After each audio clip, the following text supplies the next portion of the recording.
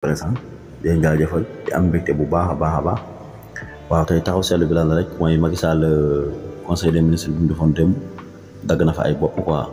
maanaam wàccee na ay nit falaat ay nit noonu la bari ku liggéeyu rek nga wàccee la waaye tamit mu mbal kenn mu lekk ci nar bi mu séddu ci nar bi man xam ne am ko liggéey mais boo jëlee ki nga xam ne am ko dafa lu def sax moom rek ñoo leen di dal te tamit nit ki bu liggéeyul ba nga wàccee ko tamit c'est normal nga def audit si moom xool ba xam ni mu doon liggéey jaar na yoon wala jaarul yoon ndax da nga ko déggoon alalu askan bi boo xoolee dem ci def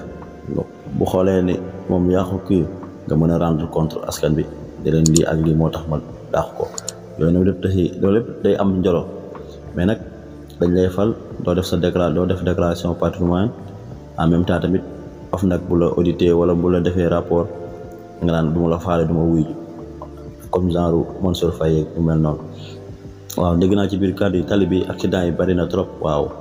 accident yi bari na trop sax ñu ngi ñaan yàlla mu wàññil ñu ko rek beneen bis topp tamit muy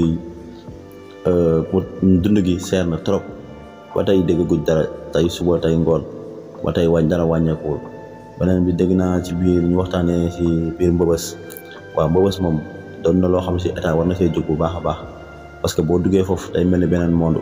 waxuma la xale yu ndaw sax mais des fois sax nga gis jigéenu wéerul bu nekk ci biir mbalit mi waaw mu nekkoon seen taxaw seetlu di leen jaajëfal jërë ngeen jëf nga am mbégte bu baax a baax gis nañ taxawaay bi